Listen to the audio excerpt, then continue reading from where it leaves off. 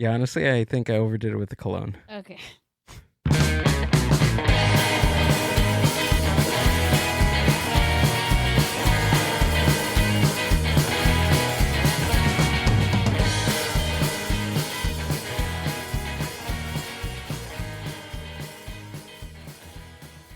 What is up, Mind Buzz Universe? Welcome back to another podcast episode of The Mind Buzz. I am your host, Gil, and working the board tonight, this evening, this morning, this afternoon, whenever you're listening to this podcast, is the lovely Amber. How are you? What's up? Beep, boop, bop. Beep, I'm boop. good. Yeah? Yeah. I am. Good, actually. You're good? Yep. I'm doing good. I think I'm killing our guest over here with the overspray of No, I like the smell of baby powder. the many stuff that you No, brought it smells me. good. You smell good. Yeah, I'm good. Yeah, Okay, I'm good. All right. I'd rather you smell like that than smell like shit. I remember one time I was a temp in an office, and one of the jobs that I went to, like the lady told me to get out of her office because she was having an allergic reaction. Oh yeah, there's people. My sister's like that. She can't stand like smells. Not me. Unless you smell like an old man. I don't like musky smells. This was like it was nice. It was a Nautica. It was a very Like fresh. aqua floral type citrusy, and I literally almost killed her. Scents? All the scents in one aqua floral citrusy. I don't think they make one that has all of those. This one was all of it, and I think she had to be allergic to at least one of those things. Yeah. Or she was allergic to your face. Maybe she just wanted me to out of her office, but Yeah. I got the job, so There you go. It's a big win. that's what's up. Well, I like how you smell. Thank you, appreciate it. Thank you, Daniel. Yeah. Let's just bring in today's guest for this evening. He is a stand-up comic. He also runs the Orange County Standup page. Please give it up for Daniel Zambrano. Hey, Ladies and gentlemen, what's up, Daniel? not much. I'm trying to mentally figure out how I'm going to talk because I'm normally a great listener. But we're here. We're doing this out of work too. I just caught me playing some Pokemon upstairs. So that's what I've been doing for like the past hour. Got here about like 5:15. Oh, really? Yeah. Okay. Right out of work. You far from here? No, I work in Westminster, so it was just a nice little drive over there. I don't know where that's at. It's not far. No? No. It's good. He's new to Southeast LA area. So. Yeah. I mean, Gil or me? No, Gil. Yeah. I was like, me too. You're like, oh, yeah. I have no idea. Well, Daniel, thanks for being here, man. I really appreciate it. Thanks for coming out and doing the podcast. We've been talking about this for a very long time. Yeah. A very long time. And I'm glad you can be here, dude. I appreciate it. Is that me? I think so. Oh, wow. That's wild. That sounds so like we're about to do a bit. Hello. But it's not. Let me, Perfect. Go for it. You want to answer that? You want to take it? not really. No, I should have some amount of etiquette. But, I want you to know the sound was off. It is, yeah. Oh, did they call you twice? No. It just, it is a person that when they call, regardless of what my sound settings through. is, it goes Yeah, on okay, because got it. that's how much I do care about them. That's good. I know. I have my mom, Gil, and my dad, and my sister like that. I'm on that too? Yeah. Yeah? Yeah, so if I am on Do Not Disturb, your call will go through. I don't know. Sometimes it just goes To voicemail? It just goes there, yeah. Maybe I'm on the other line. Mm.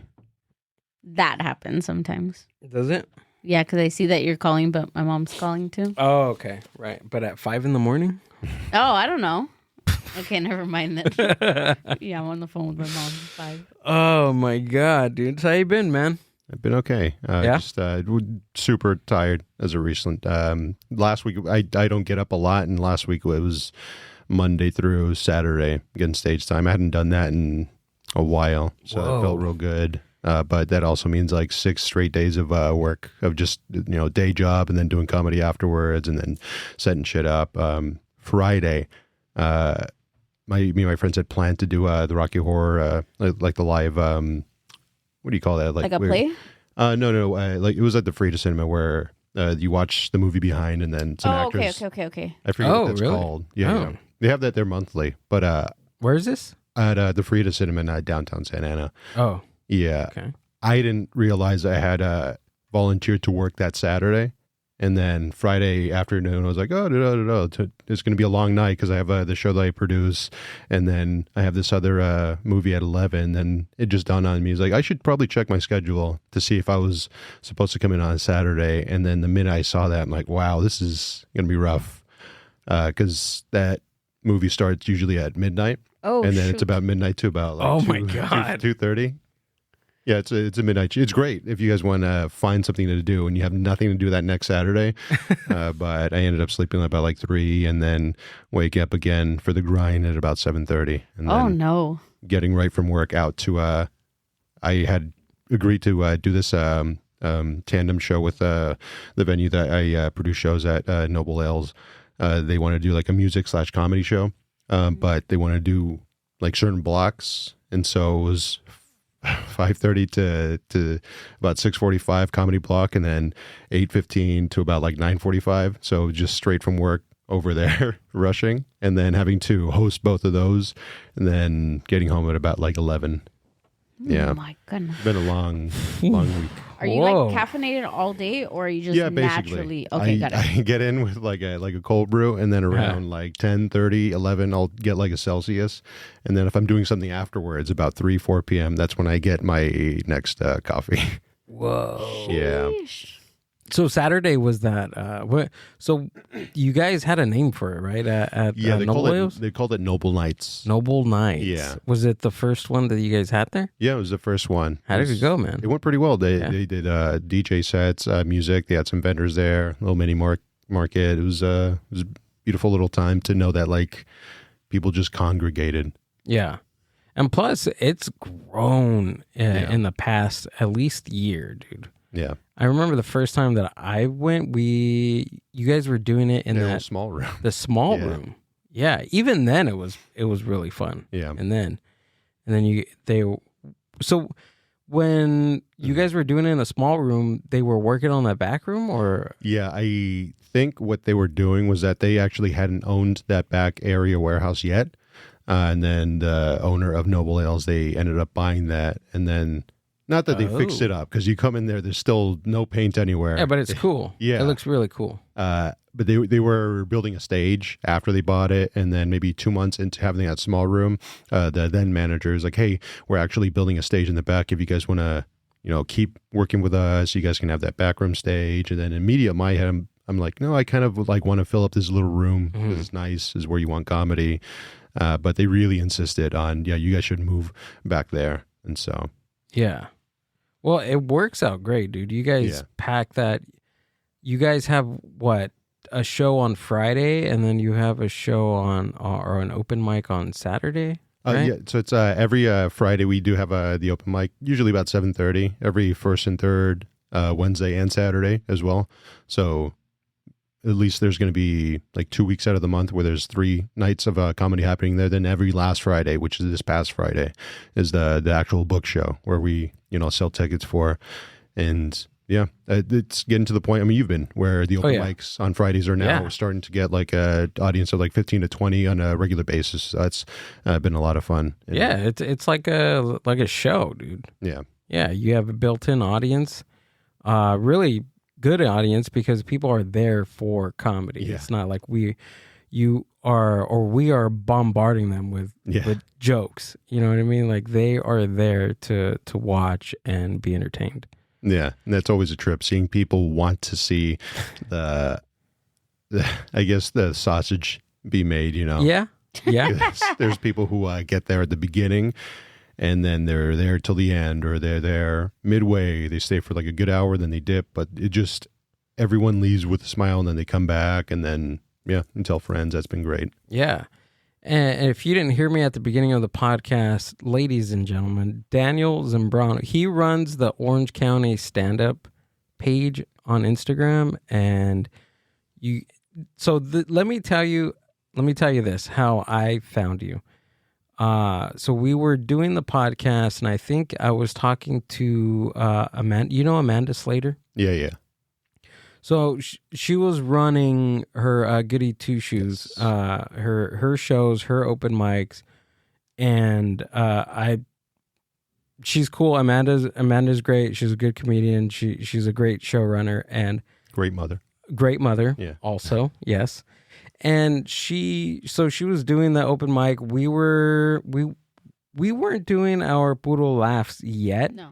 But I was running a mixed open mic here at Horchateria. And I thought that the podcast would be a good way to kind of share information, share where open mics are happening. And I kind of pitched the idea to Amanda. Yeah.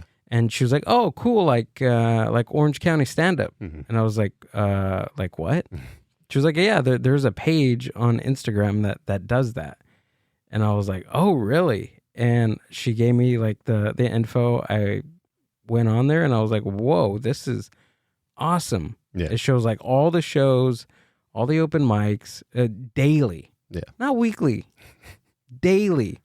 For the past how long have you been doing it now? Since I started comedy, summer of 2017, I started in the page. I started that, I want to say it was like between August and October of that same year, 2017. What gave you the idea to start something like this? Just noticing that there's nothing else that was either promoting comics or just local mics and then posting them regularly, because you'd have the site and some other comics website as like a dedicated thing for open mics and shows, but he was kind of picky choosy of what he wanted to show.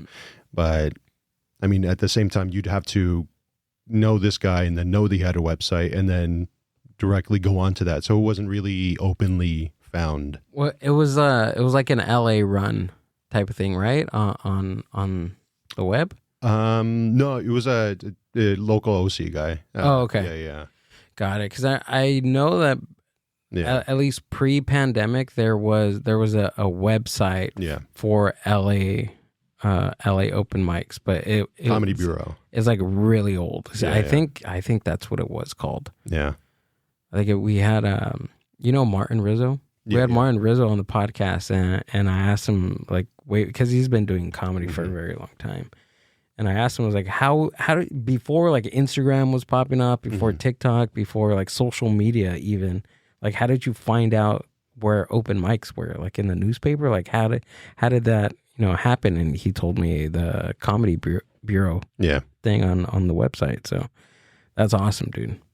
You kind of grown that, and also that's wild. Yeah, definitely trying my best. The goal was ultimately of sharing comics and then, featuring the mics. And then later on, the idea just became trying to connect different scenes together, that being like the long term. And that's been a lot of fun, experiencing that and seeing that unfold, because now you get people who maybe they're coming over here for like Disneyland, or they're just seeing family and they're out from like Chicago or from Florida.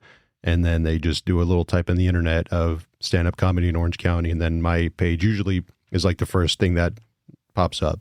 So that's been nice to see that search engine optimization. So did you SEO? You start first just promoting, and then you did like produce open mics? Oh, yeah. Okay. It was literally just any comic who I'm seeing at the mics, taking little artsy fartsy photos or some boomerangs. We all remember boomerangs. Mm-hmm. Oh yeah, it was a nice time for it. And then just showing what the shows look like, showing what the mics look like. And then around like 2018, there's an old club manager at the Rec Room, rest in peace. He just suggested that I start producing shows, and so that definitely helped out the page. Nice. Producing the shows. Yeah, it's a lot. Yeah. It's a lot. Stressed out every last Friday, and then now with the new show to Proof Bar downtown Santa, stressed out every Thursday, because it's like, what, are there even going to be people here? What if these like past months have just been a fluke of like consistently finding an audience every Thursday that comes here to enjoy it. What if this is now the week where nobody comes? Yeah, but sometimes you'll have nights like that. That is literally that's always going to happen. There's always going to be a dip. There's always going to be this. But then in my head, it's like, yeah, but you suck because of it. No. You internalize so it. Look at right. You do sometimes. Yeah. But then you wake up and you just think, oh, it's whatever. We're gonna come back next week, and it is what it is. Mm-hmm. You know what?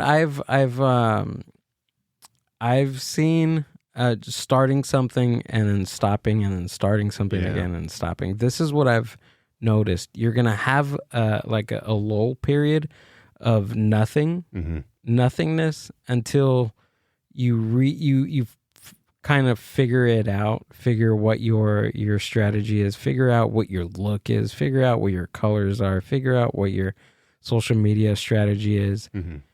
And then you figure that out, and then you'll start reaching a peak. Like you'll start climbing. Oh shit, 15 comics, awesome. And then 20 comics, oh shit, 25, 30, 35. Oh my God, tonight we hit 40 comics coming on.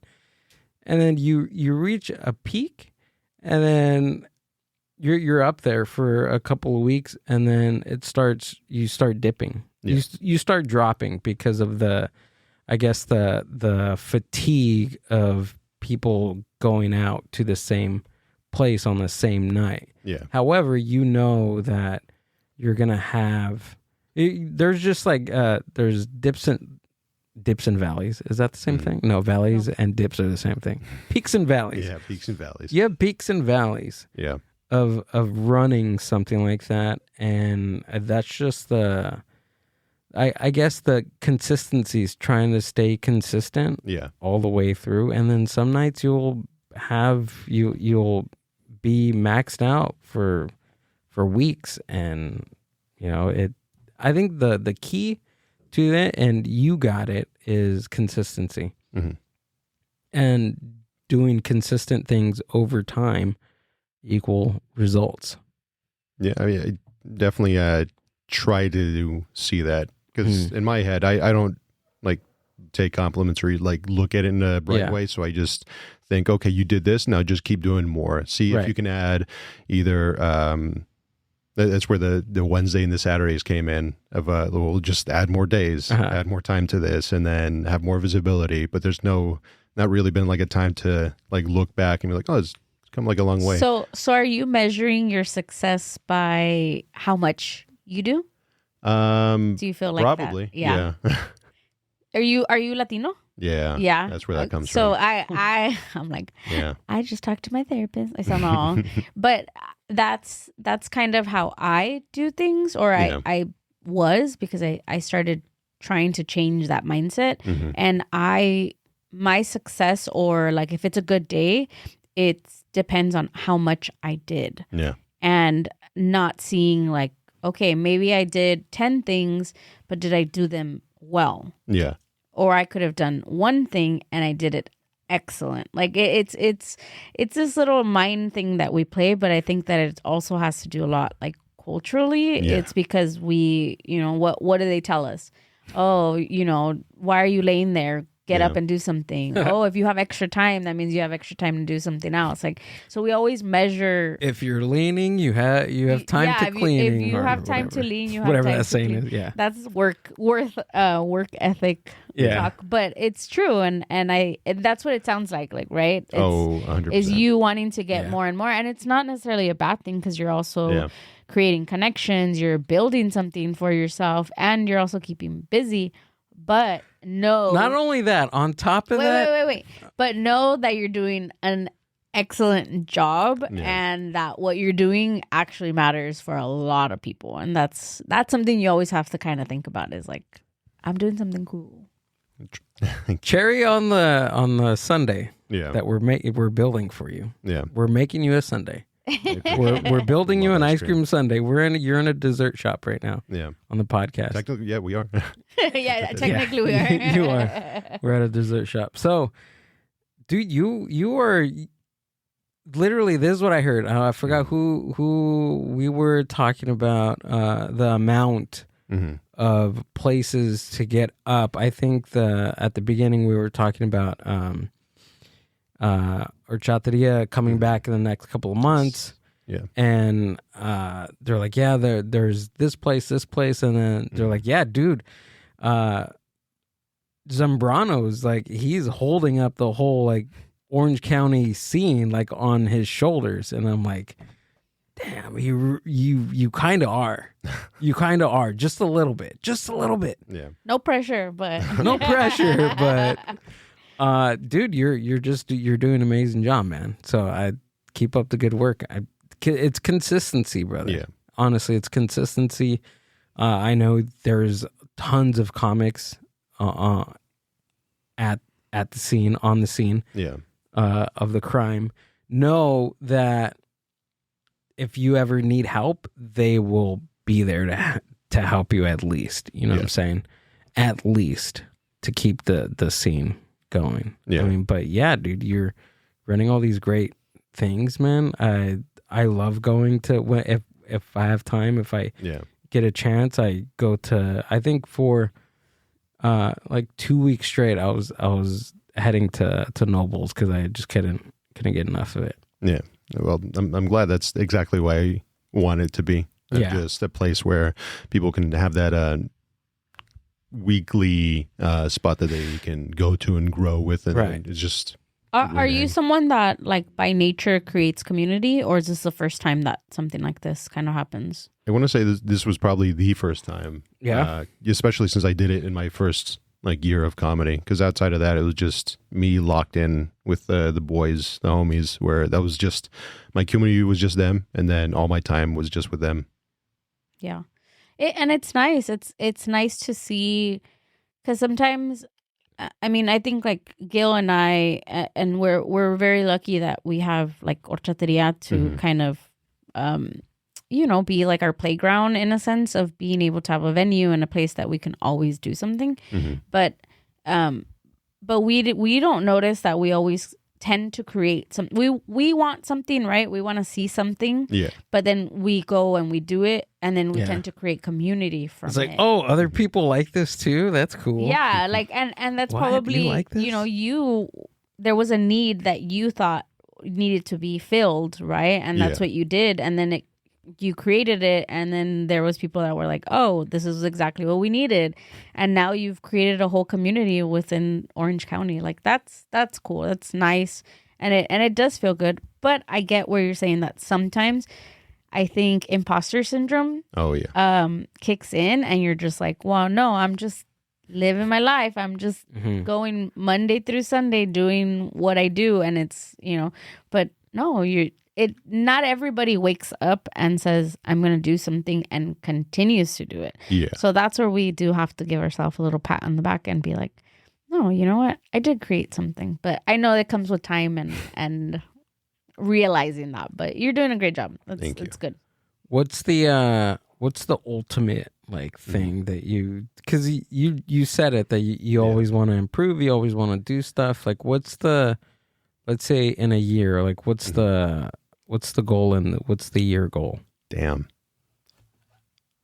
I didn't mean to put you on the spot. I should have put that. No. I'm surprised that you didn't cover that in your yeah, I mean, there was your essay that you wrote us. There was never a goal with this. It was just like, let me just do this, and then it just kept growing. And then at some point, I was like, oh, damn, now I have to like do more or keep up with this. But probably the ultimate goal is like something like Safer Proof, to be able to, even though it's great that where you have your booked comics at up top and then Mike afterwards, getting a consistent enough audience to where, okay, well now I can actually just put up like 10 to like 15 comics doing somewhere between like 7 and 10.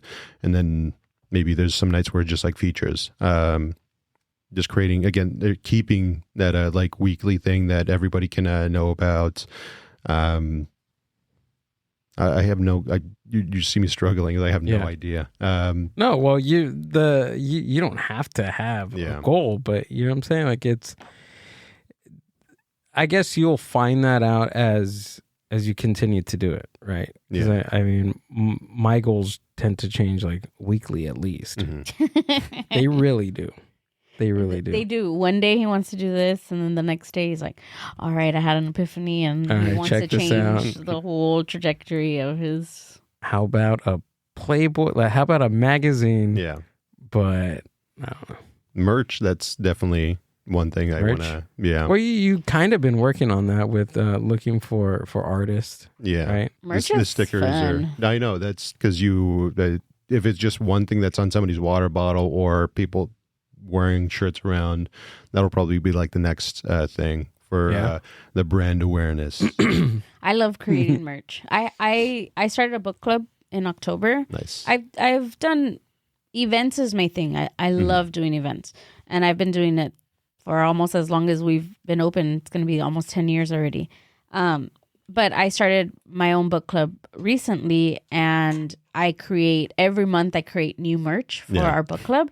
And that's something that everybody's like, oh my God, I look forward to it every month. And it's just fun. It's cool. It's personalized. It's something that people carry or they post. And it's like, it's those things and like those small details that really change, or kind of level up what you're trying to do. Like me, it's just a book club. Right. And people are thinking like, why the fuck are you taking all this time creating merch? But it's cool. It's fun. Why not?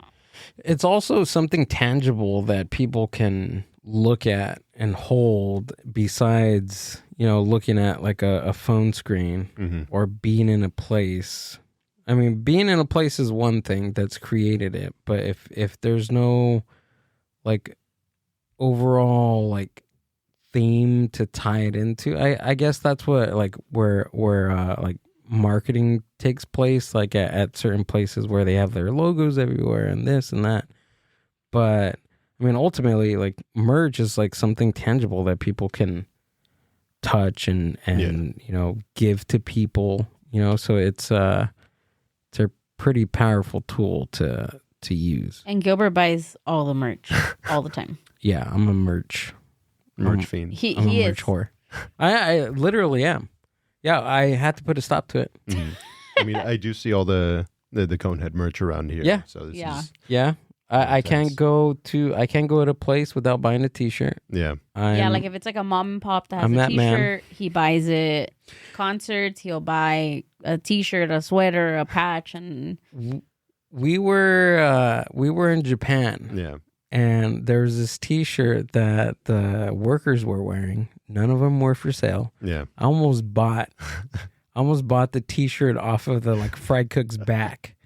It was probably his only shirt. I was gonna buy it off of him, but then I was gonna. Did we ask him? Yeah, we did, and he's like, "Well, we don't sell it, but I could sell you this one." Yeah, and I felt bad. I just felt grimy. I felt like weird. Yeah. I don't know. I just felt weird. Like, that weird American dude wanted to buy my shirt from me. Like, I sweat in this dude. Yeah, to give him a nice story to tell. Yeah, I would have, right? He probably wouldn't have cared because he would have had money in his pocket, and then he probably would have gotten another uniform. What color was? Yeah, what color was the shirt? Black or white? I feel like it was black. No, it was black. It was black. Yeah. Dang it! I should have got it. The one that got away. The shirt that got away. I got 300 of them, but the ones that got away. Well, I mean, I'd be humbled to have your merch love for the stuff that we push out, because that's why I'm trying to. She mentioned that like almost like exclusivity or that like that care that comes in with it. That's ideally what I want to do. Oh like, yeah, maybe just like a logo that has like the regular thing, but that's why I do ask for like comics to put out their art or to have suggestions for this, because I would like them to be like limited runs of these things. Oh yeah, that'll be fun. That's always fun. That's always fun. Yeah, I wish I brought that postcard, because it's literally just a postcard that says "I love OC." Yeah, and I wrote on Sharpie like "stand up," and I was like, "Oh, this is so cool! I gotta post it." And then when I see Daniel, I want to give it to him. You didn't bring it? I thought of it's in my truck. Okay. I was supposed to go to Proof Bar last week, and I didn't make it. Oh, is that when you were sick? Yeah. Yeah, I'm just getting over something. Nice. But I'm good now. No, I don't. No, he's good. He's not I don't care. I wouldn't be here either. No, I'm good. No, I'm good. See, but that's also a test of resting. Oh, yeah. Because Gil goes real hard. You got to rest. And then he doesn't rest, and then he falls ill. Yeah. And then he's like, what do I do with myself? And I'm like, just lay there. Yeah. I have to like force him to sleep, lay there and sleep. And that's the thing. I have to force myself to sleep and not do anything. It's hard. For me, it's so hard not to do anything. Mm-hmm. It's just mentally, my brain's like gears are just running all the time. I feel like I'm the opposite, where I can just lock in on my game and then 8 hours will fly by. Yeah, by just sitting there. Yeah, I think I need something like that because usually I lock in on, what do I lock in on? I don't know. Phone? Buying stuff. Which is terrible. Just consuming, which is I don't know what's worse. I think you just have to find something. I don't know. It's just the older we get and the more things that are like available to us, it's just like, what do I do? What do I do? Oh yeah. I like reading. I want someone to be like, this is what you're gonna do for 8 hours. Don't think of anything else. Tell me that. To you? No, I'm just kidding. I'll be mad at you. Don't tell me what to do, Dad.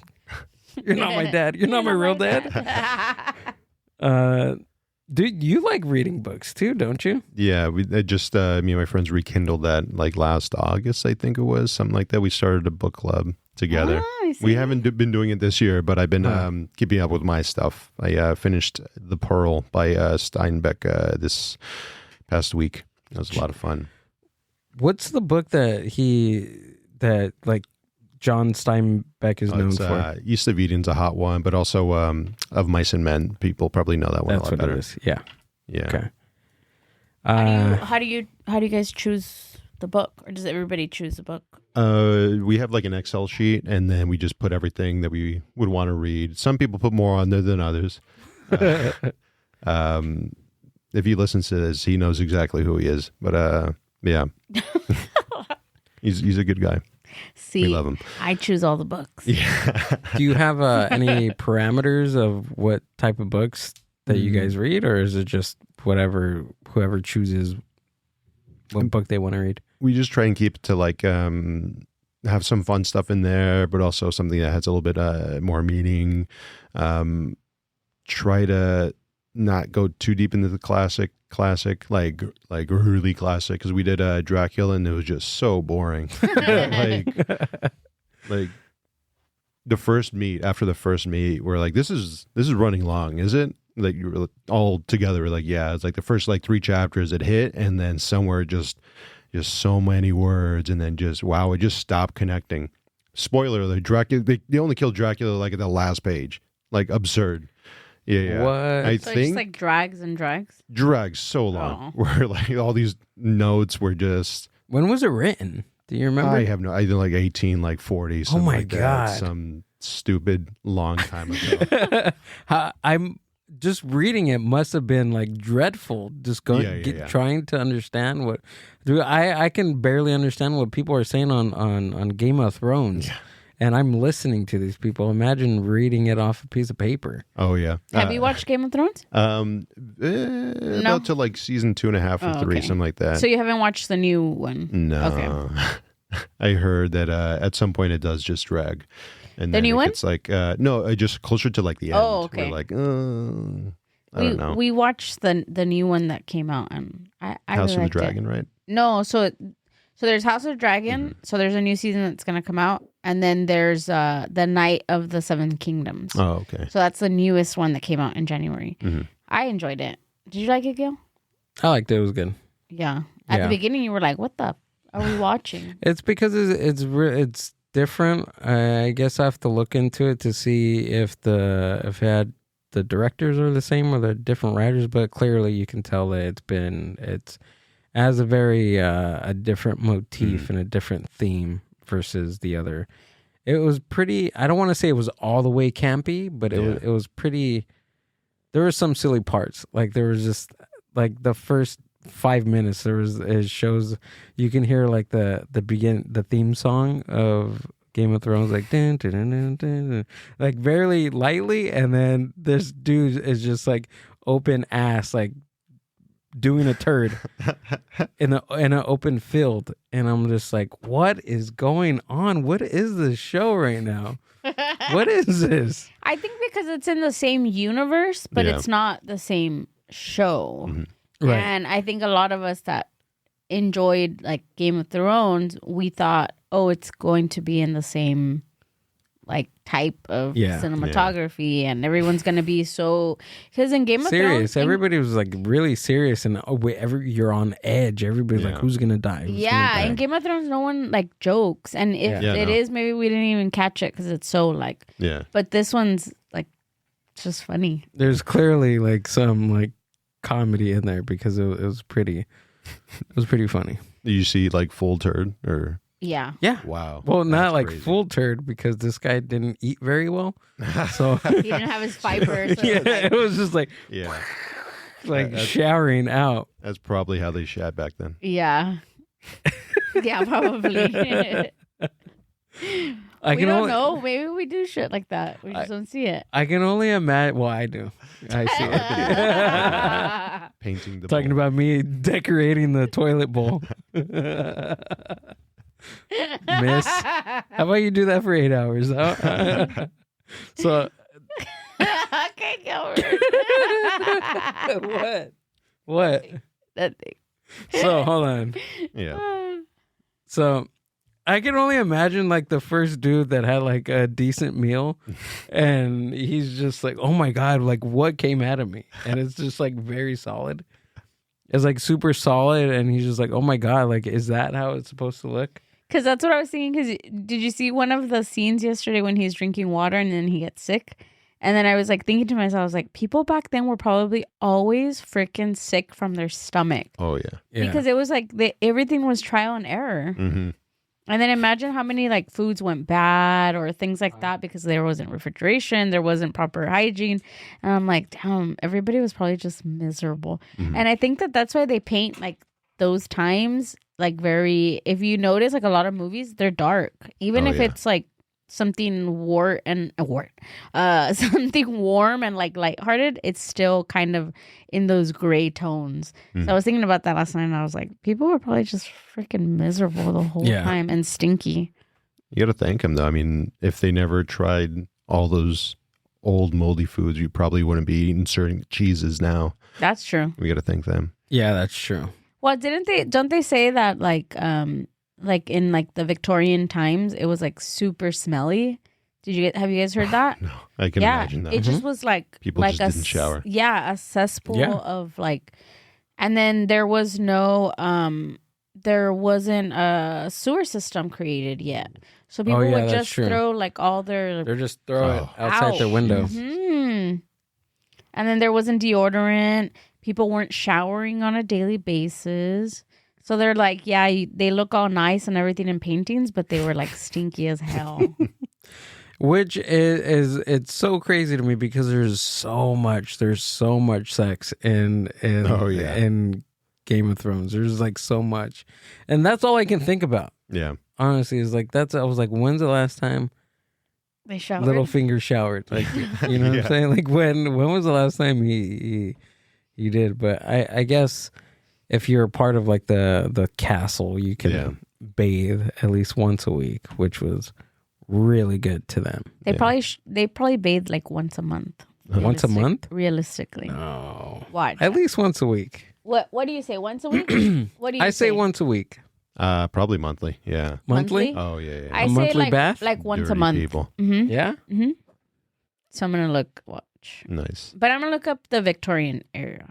Yeah. Because Game of Thrones is made up. But what I mean, I guess what time would that be? But just the Victorian time. Okay. 1500s? Yeah, how often people shower? 16 to like 18. Or probably way early, like 14s.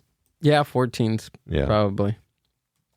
I don't know. I get a little bit of acid reflux and I can't even like get horny at that point. I'm not going to do this. No chorizo for dinner. It says Victorian era bathing was less frequent than today, once a week. with many people only taking a full bath once a week, often on Saturday nights. Okay. There we go. Wow. Once a week. Prime coitus time, Saturday nights. Saturday nights. That's probably why people would go out. I don't know. Or maybe I could do it. I just say that. Hey, when some people say, "Hey, I'm trying to be old school," it's because they haven't showered. Oh man, No. Shower people. Once a week. No. What wasn't the longest you've gone without? Oh my Probably God. camping, but like that. I don't Oh, know yeah, if that camping. counts. That counts. That counts. Like depression, maybe like 2.5 to 3 days. At least like 3 days. Yeah? I want to say 3 days. Yeah, I've gone like 3 days without showering. Yeah. Feels good. You got That's like a little pretty. slime on you. Slime. But does that count like Is that brushing your teeth? slime? Oh no, I brush my teeth. Brush Yeah. teeth brush 'em. is You a gotta do that. non-negotiable, You gotta right? wipe. Yeah. Oh yeah, of course you gotta. But yeah. But I just think- like not showering. I think I've gone a couple days, What were you going to say? Say it. like a week. Yeah, You've Nice. gone a week? yeah, I think so. Yeah. Really? Some rough times out there. Yeah, but I'm not a stinky person, Gil is not a I'm stinky not a stinky person. at all. and if I do, then it's Like- got to be a reason. Mm-hmm. I mean, there's got to be a clear reason on why that happens. And, Well, they say like also someone like if you're perspiring a little too much or if your BO is smelling different, it also has to do with hormones and like your stress level. Mm. that's true. So if you're stressed out in like this like different way, you can Yeah. smell like differently and You know what I noticed? I noticed that I perspire more when I'm working out more, Yeah. which is odd. Which is odd for me. I like it and then I don't like it because I'm just I'm working out, I'm working out, but then when I'm going throughout my day, like I'm noticing myself, I'm perspiring more, and it's kind of so when like, you start working out, you start perspiring yeah, like throughout the day. like today, right? Today I started. By the way, I started a 30-day kind of like challenge, working out twice a day, drinking a gallon of water, and reading 10 pages of a nonfiction book. So I'm going to do that Congrats. for 30 days. You Thank get you. it. Thank you. I've done it before. So I did the 75 days. Yeah. They call it the 75 hard. Mm-hmm. So, but to kind of like get me like jump started into this year, I'm just going to do it for 30 days, see how I feel after that, and then take it easy. Yeah. And you're not But- showering for any of those days. No, absolutely not. No, I'm showering. I have to. But Sweaty guy. but I'm noticing that like even I'm not like super sweating now, but I did my outside workout. I power walked for 45 minutes. Yeah. Came set up for the podcast, and then now I just feel like I feel like I'm moist. Yeah. I feel it. You feel it? No, I'm very like sweaty myself where like even if like I'm coming out of the shower was hot, like I'll put on my shirt and then I'm like noticing like Oh, you're like sticky, like it's yeah, Like just Mississippi. like my body still feels like the warmth from being in the shower and then it still okay. like sticks to that's me. why you have and to I'm like, air ugh. dry. Air dry. Mm-hmm. I have to give myself. Yeah. I give myself 10 minutes after a shower. Like it's a non-negotiable. Even if Just I have have people something to fan do, you? even if I have something to do, like Yeah. I have to give myself an extra 10 minutes, Mhm. and then I air dry, and that's like the best. Yeah. I haven't been very punctual, so I'm usually like Got showering it. like in a rush. See, Air drying in I the can't car. be in a rush. Mhm. There's no way. I can't function. Yeah. Like I am like, oh no. And some people like it. I don't. I need to take my time. I need gotta to have take your time. You see, I'm always caffeinated, so that's where like that rush is like, oh yeah, I can do it. Like, let's do this. Yeah. That's how my sister is. Mhm. My sister, if you give her 5 hours, she thinks that she can do like 10 tasks within those 5 hours. Like get her car, like her oil change, pick up her kids, go to the market, wash her bedding. And I'm being serious. And Yeah. she's like, oh yeah, I have enough time. Learn Japanese. Yeah. I'm just like, bro, I could do one thing in those 5 hours. Do a puzzle. And it's not because I can't multitask. I just choose to not stress myself out. So I choose what I do. Yeah, it's a smart choice. I choose peace. Yeah. Dude, have you seen Jim Carrey lately? No, I've been watching all those reels, yeah. Have you been on that thing? What do you think? Just like, I mean, he looked weird. He looks weird. But you don't... I could subscribe to that, but at the same time, it's like how much time of the day do I have? Because I'll dive into these conspiracy theories, and I'm like just head first. But then at the same time, I'm like I could be reading, or like I could posting something. You know what, dude? That has always like come to my mind. Yeah. You know what I mean? Like when I'm just doom scrolling. And I'll be doom scrolling for like at least 15 minutes. And then I'll realize, what are you doing? You should be doing something else. Yeah. You are, I heard this not too long ago about creators that doom scroll. Yeah. And one of the questions you have to ask yourself when you're doing it is, are you a consumer or are you a creator? Mm-hmm. And I asked myself, that probably too late in the doom scrolling where I'm just already, okay, I'm tired. My thumb hurts. Yeah. I need to go to bed. But this is strange. Yeah. It's just really strange. The first time I seen it, and I seen that people were saying that, first of all, they were saying that he seemed, can you pull up a picture of that reel that he... Some surgery. I heard one where it's like, is he transitioning? I'm like, all right, I got Are you serious? Yeah, I got to put the phone down. So some said that it was AI. Yeah. Right. Some said that it was AI. Some said that he's cloned. Oh, there it is. Yeah. They cloned him. Yeah. I heard that was the first one that I heard. Show me your belly button. And yeah, I heard why. Clones aren't supposed to have belly buttons because the idea is like, oh, well, you're not coming out of like a uterus. But wouldn't they? Uterus, right? Or just. Yeah. I think so. I'm not sure. I had to fact check myself. Yeah. But wouldn't they? I would believe that they would. Yeah. But do you really think that? See, that's where I don't know. I have not a problem with conspiracy theories, but I'm just like, come on, like. I hear that. But then everything that's happening now, it kind of makes me like, I don't know. But it doesn't mean that it makes just that one thing is true. Doesn't. Well, you kind of have to question a lot of it. Yeah. But I don't think that he's. I think he has a lot of plastic surgery, which is kind of wild because I don't know him personally, but you wouldn't think that like a comic who is vulnerable on stage and vulnerable just on screen and like knows himself enough to know that they're funny and how they can be funny and like creating all these like fantastic characters and illusions that you're like, why would you of all people want like plastic surgery? It's like you seem like we were supposed to be comfortable, like in our own skin, in our own self. That's why we're doing like stand up and all that. But See, like this picture doesn't look like him at all. I think it's just a lot of Botox, some new face, and we have to also think like he's getting older. Yeah. Like even your voice. But his voice was like completely like it was weird. Can we? Well, then pull they up said. A video? Well, then they said that it was what's his name? Pull that guy up too. Hold on.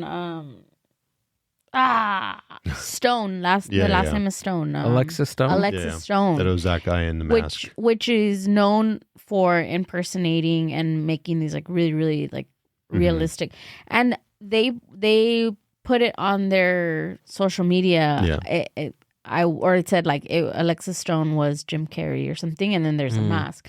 But they could also just be playing on the fact that everybody thinks that that's who it was, and I don't know. Yeah, that's what I heard too. They're like, oh, they're just saying that because nobody bought it. Yeah. Nobody bought it, so now we're gonna go with that story. Yeah, that Alexis Stone played. Okay, so here's Jim my Carrey. question. Has he been out of like the spotlight for a while, that nobody had seen him? Why was it like nobody has seen his face or what? Yeah, that's a good point. That it was so because but he rarely makes an appearance at any of these things. And when he does make an appearance, he's usually like, I wouldn't say as far as going, trashing whatever event he's at, but he's known to stir up to be a big personality. And then also, if you just Google just Jim Carrey says wild stuff, like he says stuff like about like the Grammys and like actors and about like the Illuminati and about the cabal, about just that stuff about Hollywood in general. And it's just the fact that him saying that on like some of the biggest platforms on earth, saying that about Hollywood. I mean, something's bound, but I don't know. People say that it's caught up to him at this point. That's what they said. Yeah, I mean, I'm pretty deep, so I'll let me see. I want to see. Leave whatever. Why can't we hear it? À ma fille Jane et à mon petit-fils Jackson, je vous aime maintenant. No, that's him. Et pour toujours.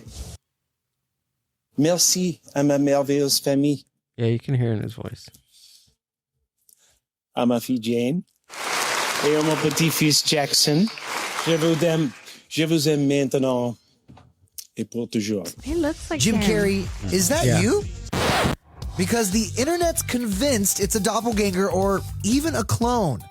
There's magic in the universe. Yeah, fans questioning if Jim's newish look is some sort of magic trick after the 64-year-old debuted longer locks, seemingly lighter eyes, and a fuller face at the Caesar Awards in Paris, where he was given a top honor. He's had a beard for the past couple of years, too. So. Yeah. But his skin looks like real skin. And the eyes... lizard. The whole eye thing, because I seen like a picture of like supposedly his eyes and then the eyes from here, but he probably has those eyes that change color when depending on what they wear, because the color of his eyes weren't completely like, it wasn't like, oh, he had blue and then the other person had green. It was just there, some of them were more like hazily green and then the other were like a color. So I don't know, it looks like him. He just has plastic surgery. Isn't he a Scientologist? Is he? I don't know. I'm just saying shit. Oh. It sounded right. We're all starting another conspiracy. We're like, it's not him. Actually, he pointed out Tom Cruise as being a Scientologist. He's one of the actors in Hollywood that actually bring all that stuff up. Yeah. Scientology, the Illuminati. He was on several talk shows talking about the Illuminati. I just can't with conspiracy theories because I feel like there's no answer, and I can't do that. It's kind of like how you like to watch Unsolved Mysteries, and I hate watching Unsolved Mysteries. I love Unsolved Mysteries. I like the lore of it and like the look, and it's like, oh, but then I want them to tell me what happened. I want them to tell me who killed them, and I feel like that's why I don't like conspiracy theories, because there's no real concrete. I'll send you some good ones. There's days where I just start my morning off with a cup of coffee or a cold brew, and then blast conspiracy theory as I'm driving up outside of my garage, and then I walk into work with that mentality, like, oh yeah, we were listening to this podcast for 30 minutes about pedophiles in Hollywood. Now I'm going to start my day. That's how I started. You're like, good morning. That's how you started. That's how I start my days. I end my days. Yeah. I go to sleep to stuff like this. It puts me to sleep. Oh, just nice knowing. Yeah. Life hasn't changed. It takes them like 2 minutes to fall asleep, and then it's like, and I leave it playing. Facts. and then I'm just like laying there because I still haven't fell asleep, and I'm all listening to morbid facts about ghosts and I don't know what, and then I have to be like, shut that thing off, and he's like, I'm still awake. I'm resting my eyes. That's how you know we're old now. It's like the TV thing all over again. Yeah, it is. But so how far have you gotten into this thing? Into this, not much, but everything else, like I have a pretty good open mind about it. A friend of mine, he asked me of like how much I believe in everything that I hear. I'm like, big if true. That's about all you can do. Like it's all like you mentioned it. He likes to listen to the Unsolved Mysteries because it has that I assume like that storytelling behind it, and you get like locked in. I'll get that same way with like some deep conspiracy theories and podcasts of just like, you're hearing these people who are experts on these topics that they could just be schizophrenic, but they're eloquent about it. It's Sam Tripoli's tinfoil hat has been a fun one because he does it with an open mind of like, if you need a platform, come to my platform, you bring your receipts, we'll entertain you, and then you don't have to believe it 100%, but you're getting that chance, because there's some guy that was on not too long ago where his idea was that we have two suns. It's just that you can't see it because the second sun's behind the sun that we're seeing. I think I've heard of something like that. But the catch is to see that you got to train yourself to look at the sun. So you have to. There's burn like your eyeball. 15-minute intervals of looking at the sun every single day, and then you train yourself, and then you're seeing the sun behind that. It's not the burning in your corneas that's you're seeing. It's actually the second sun. But so it's stuff like that, and you can take it in, and then you hold it right here. You just nuzzle it, but you don't have to like completely. Yeah, of course. Of course, you can listen to it. You can play around with the idea. I guess that's kind of what I do. I play around with the idea, but then like after all, you have to think about like how tiring can it be for some, let's just say the biggest conspiracy in the world, right? I'm still going down the rabbit hole of 9/11, and it's been how long? Yeah, it's been how long? And there's just so many things. And then everybody has an opinion, or everybody adds something, or every year something comes out different. Did you guys see this? Did you see that? Yeah. Like the one, which I thought was kind of funny, is like the whole that it's not funny, but I'll tell you why I think it's funny. The whole thing where like people say that there's tunnels under Disney. Oh, yeah. Like I know that there probably is. Yeah. Are they kidnapping children? Probably not. Yeah. But I know that was like a right-wing propaganda for like a long time, where they were talking about Disney and it's corrupting our children and this and that and the pedophile rings in Disney and all these things. And then did you hear that they did this weekend? They did Patriots at the Park. Oh, yeah, I've seen that. And then everybody's like, so what happened to, the tunnels under the park? What happened to, like, all of that? And then I'm just like, what happened to it? Like, so I don't know. It's just, I know that people get to pick and choose. I guess that's kind of the fun part about conspiracies is, like, you get to pick and choose what you want to believe and kind of where you want it to go. And I guess maybe that's what's fun for people, but for me, I can't do it. The conspiracy things are one thing, but what really tripped me out, dude, what really tripped me out are some of these Mandela effects that are that I hear like on a weekly basis, like your Berenstain Bears.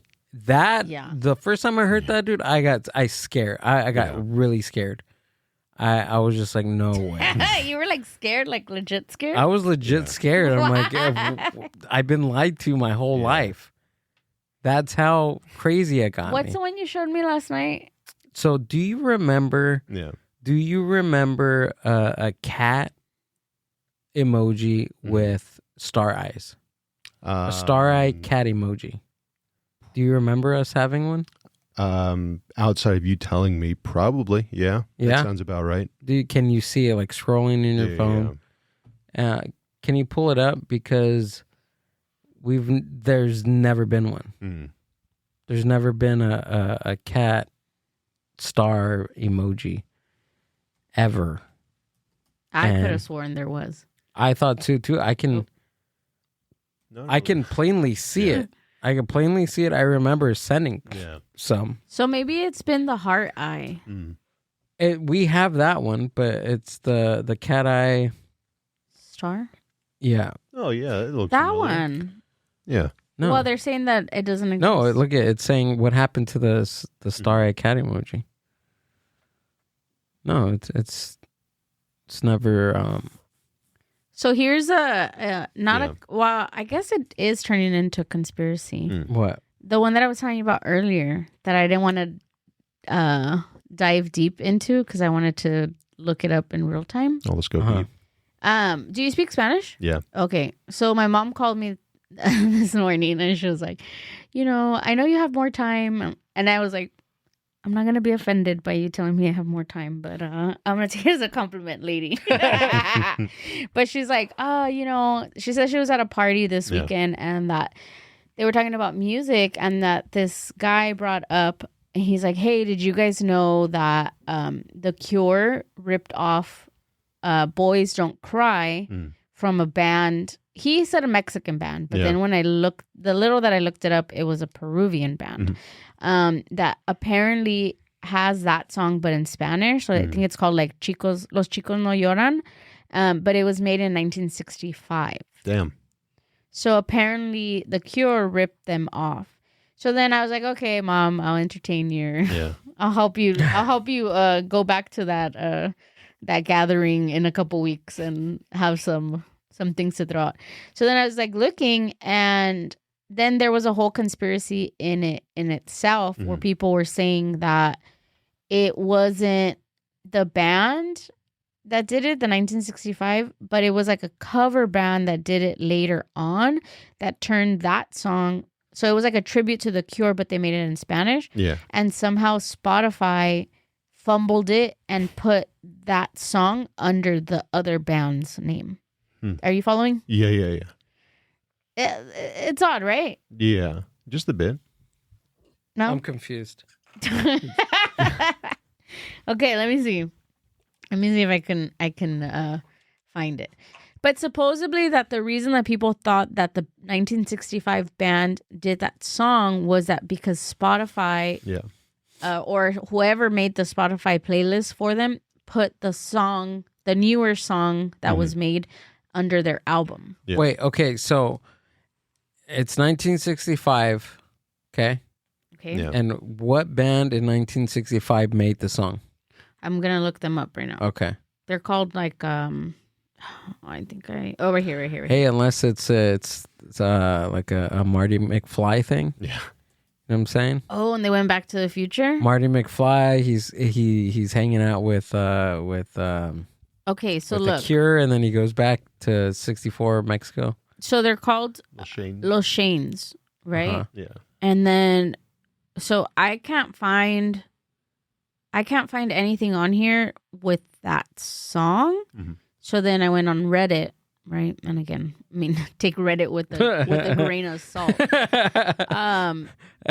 As most best arguments start off. Well, on Reddit, it said this. And that's what I'm saying. I'm like, don't take what I'm saying. So it says, somebody put, recently I found Los Shanes and this song, which is a combination of Like in Heaven and Boys Don't Cry.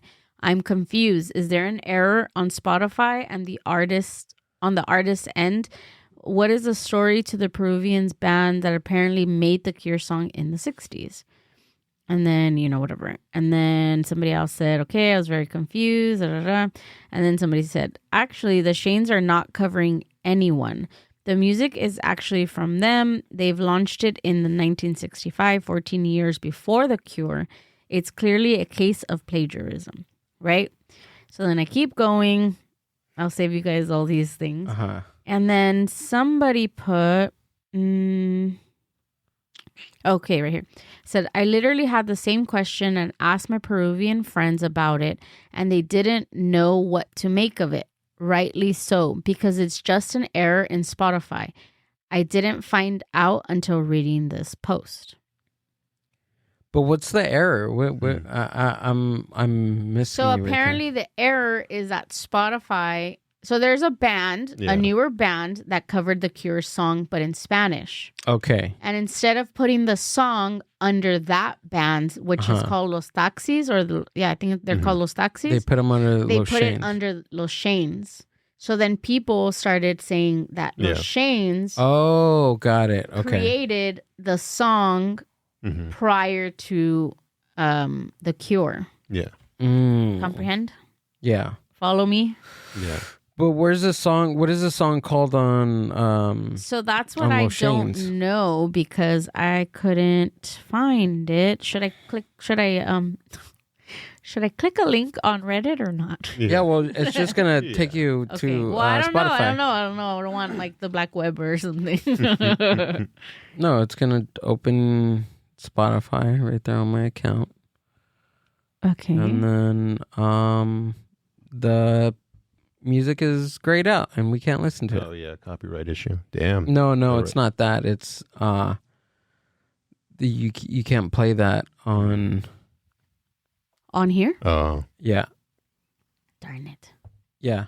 Whoever owns that, they don't have that specific album. They took it off of Spotify.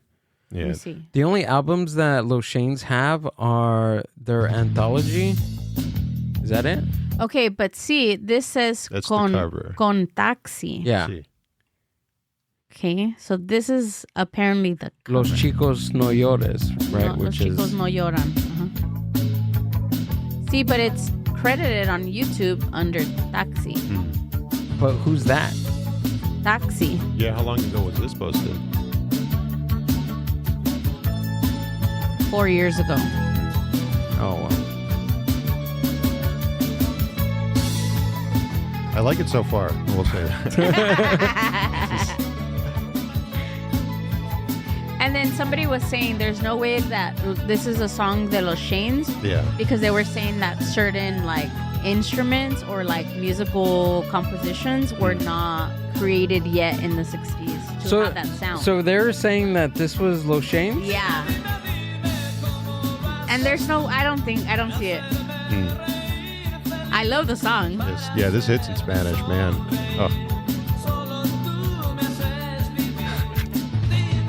I hadn't heard it till right now. I didn't want to look into it because I wanted to look into it in real time. So all day I was like, I mean, maybe these guys were like craft work, and then they're just doing some super inventive stuff. 1965? Apparently, no, like Los Shanes. Yeah, this doesn't sound like a 60s. I mean, but people were doing synthesizing stuff in the early 60s. Yeah. It just wasn't like super known. It wasn't super known, but I mean, it was possible. Not anything digital, but on an organ. Yeah. The Doors were doing some crazy stuff on organs back then. Yeah, but they were MK Ultra. They were. Oh, that's true. Yeah, they could just do whatever they want because they were under control of government forces. See, okay, so somebody put on here, they did another one, and it says Taxi, Solo como en el cielo, / Los Chicos No Lloran, Los Shanes. And then in parentheses, it says Narcos Mexico Season 3. So I guess they used it on the show Narcos. But what I'm thinking is like, why do they keep crediting Los Shanes, but then also adding Taxi? So I don't know, I'm confused. It's the same song, right? I think so. I'm just vibing now to it. You're like, just leave it on. It just feels like a just leave it on. Let's just dance.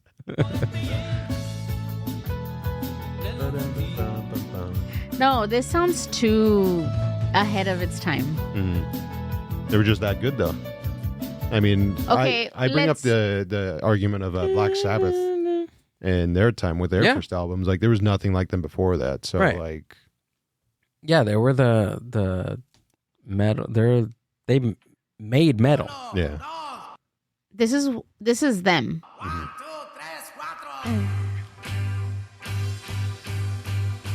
Did they just invent all songs or what?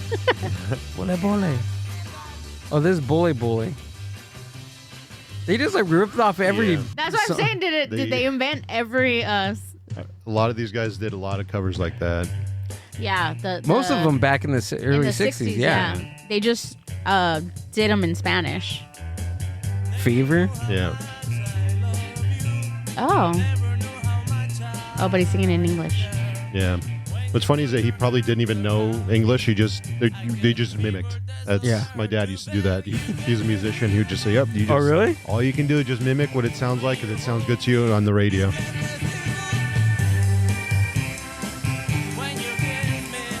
Okay, next song. We're gonna go through their whole album. Ooh, that's cool. They sound really cool. Yeah. But they don't sound like the other song. Yeah. That's a good point. They're more like a surfer. Well, it's these boy band mod formula sound that was happening in the early 60s. See, but this is their whole like repertoire of Go to Hang On Sloopy. Where is it on? Hang on, Sloopy, hang on. It doesn't say Snoopy? No. Oh. Sloopy. I always thought it was Snoopy.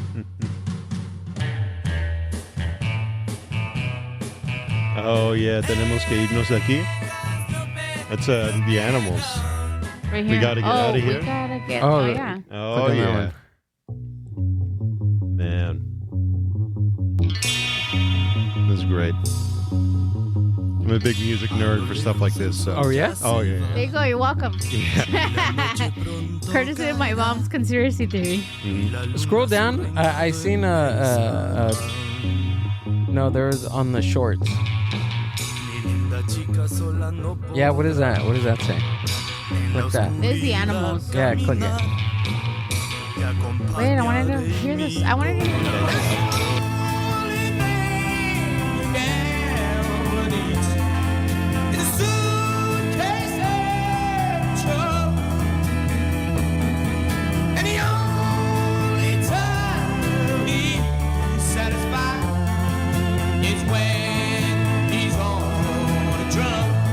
All in this world goes around her one is a suitcase and a trunk. The only time he satisfies. Oh, they're just saying that that's a cover and the original? Yeah. Oh, okay, never mind. Yeah, Wait. They did that a lot. Yeah. Zeppelin did Oh, yeah, a lot. a lot of times. So I don't see that song in there. No.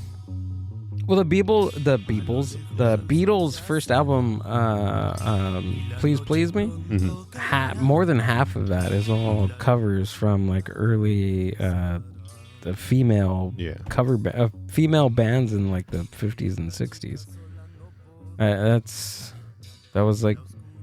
That's what they heard. They heard like American rock and roll back in the 50s, and that's what they played over there. You know what I'm saying? This all just goes back to America's number one at music. Like, everybody wants to copy it. That, or people have time machines and they're going back to the... When was The Cure? When did they come up with that song? What, I think I seen 1980, 86. Yeah, I can't find that song in there, and apparently this is like all their songs. I can see it. I can hear it. You want to make yourself hear it. That sounds No, I believe that they can come up with just one song. If they had one song that they'd vibe out, like that was like their one quirky song that they came up with. Yeah. It could be it's possible because the sound is not like so radical from the time. Like it could have been done.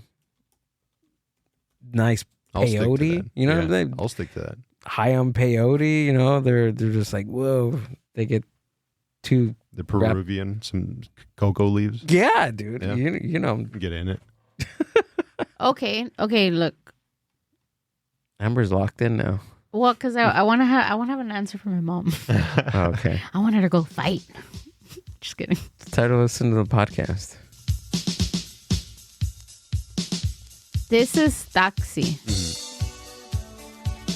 that group that has the cover. Okay. That they're saying is a cover.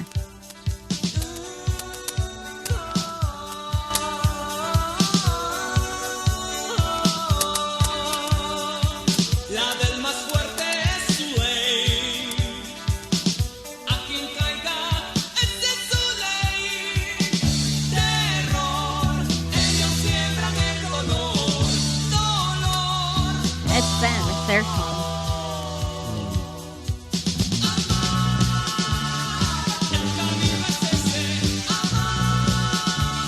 Wait, who's this? Who sings the original song of this? What is this? This is an American. We're gonna get flagged. Oh yeah, it says it's a YouTube cover. Yeah, YouTube. Oh, Cover okay. YouTube. But your episode is gonna be flagged like so many times on YouTube. That's okay. Oh, I'm sorry. I'm all getting your We'll episode say it was canceled. flagged because of the conspiracy theories. Yeah, It's a conspiracy. So I don't know. I don't know what the conspiracy is, but the conspiracy is Los Taxis are Los Shanes from 1964. They're all vampires. Yeah. They're all Peruvian vampires, and they're gonna live for the next 2 million years. I don't know. I just discovered Los Shanes and I like them a lot. So if anything came out of this, a new band. Yeah. To add to my... Imagine how that's how you sell a band. That's how you sell a band. If anybody's a marketer and you're trying to sell your band, just create a time lapse conspiracy about the band, and people are gonna search for them. I'll eat it up. Right? I'm eating it up. Los Shanes? Marketing 101. Yeah. There we go. Create a conspiracy around your brand. What can we create around your brand? That some of the people who come to these mics think they're funny. Okay, got it. It's a big conspiracy. That was Boom. Good. There you go. You know who I think, who I absolutely love going to see at Noble is Ben Duong. Oh, yeah. He's like honestly, dude, when he would come here to Chateria, I'm like, dude, I just think it's funny. I tell Ricky, dude, I think he has something about him that is just, and I tell him too, I was like, dude, you make me laugh. Like, you're hilarious, brother. And he just gets better and better each and every time I see him. That show we seen him. I don't think you were there that time. Is when Ricky hosted. Yeah. He like killed. Like, people were like cracking. There was a joke that he had done. I had never heard it, and it made me like bust up. I never heard it either. But I think first time. I think I should have asked him. I feel like, when you were excited. Yeah. To get out a joke that you just written, and you deliver it in such a different way that you're never gonna deliver like that again. Yeah, and I think that was Ben with that joke. No, because not to say that he's not aware. No, just, those moments. No, I'm because that happens to me too. Sometimes I'm excited to say this joke at an open mic, or if I wrote a joke for a show that I'm doing, and the first time it comes out, I'm excited and I put more emphasis in the feeling in it. But when I try it, the next night, there's nothing. And also the crowd, because I think that night everybody was there to laugh, and they were like pretty. Oh, dude, it was such. Good. It was a great crowd. I didn't know that I had. I mean, I've been to my share of open mics, and I don't think I've ever experienced so many new, like, first-timers. Yeah. Does that happen at your open mics, or was it just that time? Because there was about, like, 4 people that went up that they were like, oh, this is my first time doing comedy. And I was like, oh, shoot. Yeah, I think more or less every other week you get maybe 2 or 3 people that want to try, or people who came to watch as an audience member, and then they muster up the confidence, and then they never come back. I think it's hard. Yeah, it's hard. I always say it on this show and I say, I don't know how you guys do it. Because sometimes I talk, I'm like, oh, this would be a funny joke. And he's like, just do it. And I'm like, nah. I'm like, all right, I'll take it. Yeah. He was like, can I take it? I'm like, yeah, go ahead. Here's your $5. I think, and I don't think that, unpopular opinion maybe, and I'm maybe going to ruffle some feathers, but there's a lot of people that say, oh, I got into comedy because I was the funny person in my friend group, or I made my friends laugh. Yeah. And I think like I'm that person. I make my friends laugh. I make my family laugh. I think I have some kind of like comedic relief, but I don't think I'm a stand-up comedian. I think being funny is different than like being funny and performing it. Oh, yeah. It's I don't know. Maybe, like I said, maybe unpopular opinion for myself, and maybe I'm not saying that not everyone can go up there. Yes, you can, but there's a lot more that goes to being a comedian than just thinking you're funny. There's writing, there's execution, there's reading the room. There's so many things that go hand in hand, and people just think like, oh, I'm funny, I'll kill up there. And it's like, no. That's a good point. It's about doing it consistently, and like you mentioned, the other aspects that come with it. Because anybody can go up there and for a minute make people laugh, maybe even 3, but then it's that idea of, well, okay, well, can you recreate that again, and then understand why that was funny, and then with the nuances. Even if you're your friend and you're the funny friend in your friend group, how can you recreate that with strangers? These people, like your friends, they know you, they know your background, they know who you are, they may or may not know your parents, and they know you personally. But when you get up in front of strangers, you have to show them, and you have to I don't know what I'm saying. Yeah, like you have to. Don't listen to me. No, I'm no person to talk about comedy. But what I'm saying is, when you go up there as a stand-up comic, you have to convey in the way you talk, and you have to communicate with the audience. Yeah, and you have to communicate with them like that, like instantaneously within like the first 10 seconds.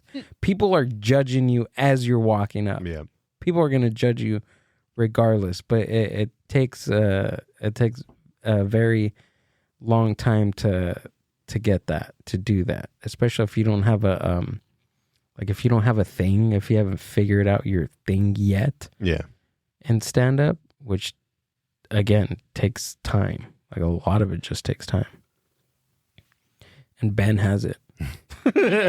Dude, well, I'm saying I didn't mean to say the thing. No, I know what you meant. You know what I meant, right? Like I feel like I had to ask him. I was like, dude, I was gonna ask him about that joke, but I didn't want to. He was. It seemed like he was talking to a girl. I didn't want to. So I was thinking like, oh, he was probably just so excited to say that joke, because I get like that all the time, but then I seen him the following night, because that's when I found out that you guys do Fridays and Saturdays. I went to the Saturday, and he kind of structured it a little bit different. Yeah, could have been that, but it just didn't get the same reaction, and I was just like, oh, okay, well, like I was waiting for it. I was just like watching him. I was like, I hope he does this bit that he did last night, and he did it, and it did really well, but not as good as it did on that Friday night. But again, the audience was pretty hot on that Friday night, which they always are every time I go over there. I think that's also another like aspect of it too. Sometimes when you say things, it is just situational, where maybe you would want to add that to your act or to the things that you're doing, but then you kind of realize like that. Well, this thing that I said is an aside. It worked because these things followed it, because these people were listening to me in this way, and I just said it at the right moment. And then you would want to put it like in your back pocket, but then you kind of like ask yourself, like, well, is it really going to work again? Not that bit that Ben did is that same thing, but that's just the thing in comedy that we do have to like be aware of. When we're like having fun on stage. I get it where I'm like, yeah, I had fun, or these people laughed, but then can I do that again tomorrow? Like, no. There's a lot of stuff that I said where it was just in here, it was in the moment, and then But that's the beauty of knowing, of just knowing this and doing it for a long time. I hear this all the time, is that stand up is a lot like is a batting average. Right? The more you do it, the more it's not really like a score. Yeah. Right? It's more of like, how am I trying to communicate this? It's more of like, the more times it's a batting average. I don't know. How do I explain a batting average? Yeah. It's the more you can't like hit home runs every time. If you do, you're the anomaly, but you're also you're selling tickets, you're doing this, or you're just doing it for your audience. But for the most part, it's not like that. Yeah, it's from what I've read and what I've experienced and what I've seen is that it is it's quantity. It's quantity. The more times you do it, the more times you have a better average. Yeah. Of getting the laughs and getting the hitting the sweet spot. Is it because you're like constantly doing it that you start like crafting or honing in on that joke? I think so. Yeah, because it's with anything. What am I trying to say here? This is frying your brain too much. No, it's not. No, it's just the more you do it, the more you don't lose it. Yeah. You know what I mean? Yeah. The more times you do it, you get better at it. That's it. That's very just simple. Plain, and simple. Like I remember the when I first started, they're like, just keep doing it. Yeah, I'm just like, just get up. What kind of advice is that? Yeah, yeah. Like, tell me, like, specifically. What am I doing wrong? What can I talk about? It's from like there was a comic that told me, he was like, dude, stand up is energy, and the more you do it, the more you're gonna realize that. And yeah, I'm just like, fuck, this isn't helping. Yeah, but I've been understanding that, you know. Yeah. It is an average. The more times you do it, the more times it's like a muscle, dude. Yeah, it's literally like a muscle, and if you're not working out that muscle, then it's gonna get softer and softer. Yeah, so it's a beautiful thing. What? That's a good analogy. Just softer and softer. Yeah, you want that shit hard. Yeah, well, I don't know if my mind is perverted already, but I just thought of like a limp penis. So I was like, all right. Yeah, you just have to imagine when you're getting laughs that you're like rock hard. It's always penises with you. No, it's not. I'm trying to be wholesome here. I'm sorry. Just don't use that word. Softer and softer. Well, I'm glad that Orange County stand-up comics can get harder and harder at your open mics. Yeah, some of them. And not softer. Daniel, thanks for coming out, dude, and doing the podcast. I really appreciate it. Thanks for coming out. I got to have you again, man. Yeah, this was fun. Tell us where we can find you and what you got coming up. Orange County Standup on all platforms. Instagram, that's where we're at every single day, every Thursday, 8 p.m. at Proof in downtown Santa Ana, every Friday at Noble Ale Works in Anaheim. We're also there first and third Wednesdays and Saturdays. We're here this Wednesday and Saturday. It was the first week of March, but I mean, Fridays at Noble, Thursdays at Proof, And that's basically it.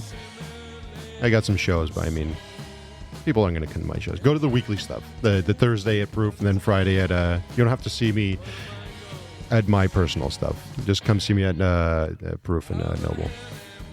Proof and Noble. Are you still doing Saturdays? It's Saturdays, first and third Saturdays. It's first and third. Yeah. We changed Sundays to Wednesdays now. So you're doing Wednesdays, 8:30. Right. Yeah. Ooh. Wait, so you have something every day? No. There's some weeks where you have Wednesday, Thursday, Friday, Saturday. Got it. Okay. So. And how I don't know how to count. Like, OrangeCountyStandup.com. Orange County Standup on all platforms: Instagram, Facebook, YouTube. Don't use those. I basically just use Instagram. There's certain dudes on that sign up for Slotted that they live on that page. Yeah. They wait for Friday at noon, and dude, it was like 12:02. I clicked on the thing and boom, it was gone. It was like, this list is full. I was like, no, I'm not looking at last week. I'm trying to get on this week. 7 minutes is the quickest I've clocked it at being full. So. Oh, shoot. Yeah. That's wild. It's got to be less than that. Yeah, I got to figure something else out. If people come there and continue to stop being funny, we're just going to do a lottery. And then you're going to find that if your jokes don't get anything, you're going to be at the bottom of the list. So. The Mind Buzz.